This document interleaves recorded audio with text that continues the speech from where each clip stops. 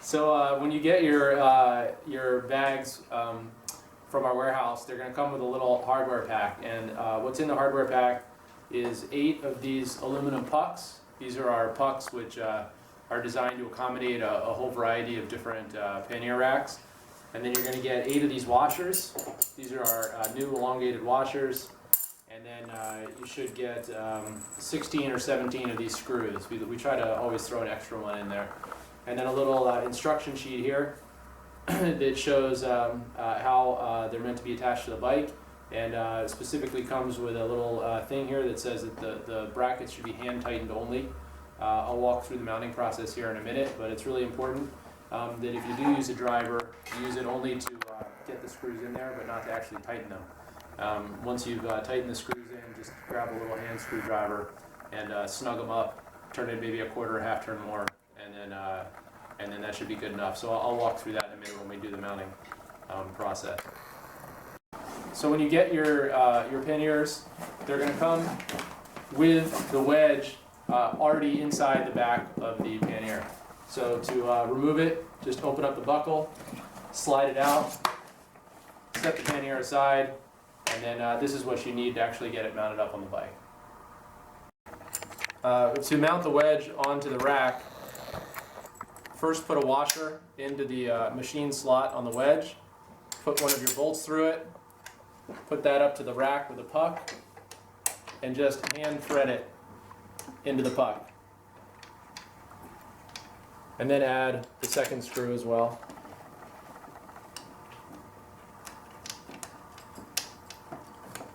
Then once that one is in, grab another puck, another washer, and 2 more bolts, and do the same thing on the other side. So I'm going to go ahead and thread all 4 pucks by hand before I tighten any of them down. So when you tighten these, you want to make sure that the bracket on the back of the rack is totally square.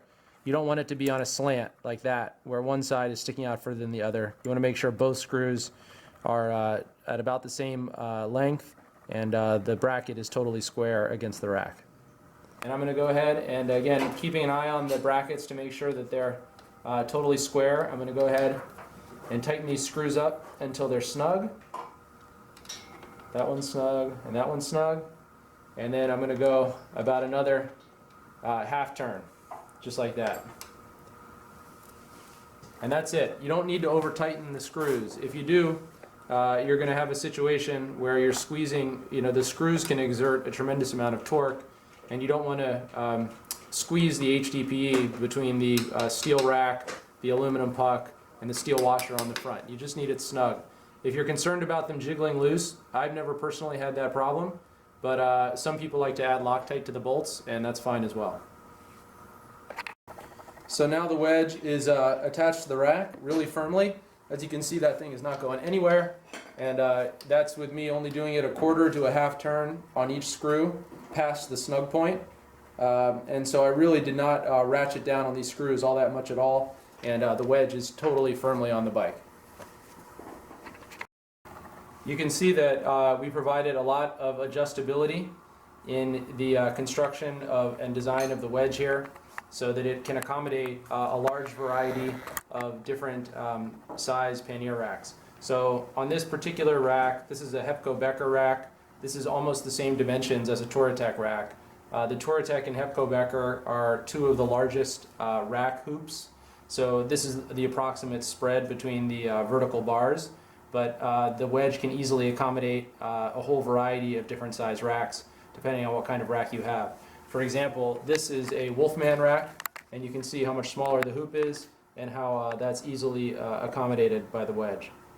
So this is a SW Motec rack. As you can see, that's a pretty big hoop, and again fits easily within the parameters of the wedge. So on the back of the pannier, there's a high-density polyethylene frame, which corresponds with the high-density polyethylene wedge that's on the pannier rack. There's also an internal stiffener inside the pannier as well. So there's an external frame and also an internal frame, and then this powder-coated steel rotary draw latch. In the wedge and frame design, there is a dovetail that corresponds with a dovetail on the wedge. And these two just slide together like puzzle pieces. So when this is actually mounted on the bike, it's like one continuous piece of high-density polyethylene with a steel reinforced frame behind it. On the wedge itself, you can see there's a little bump out here, and there's a corresponding bump out on the frame. Those two click together when I slide the bag onto the bike, giving it a really positive, firm attachment. So now I'm going to go ahead and put the pannier on the bike. These pockets, this external pocket on the pannier, this goes towards the rear of the bike. So this bag is a right side bag. And I'm just going to line up the dovetail on the frame with the dovetail on the wedge.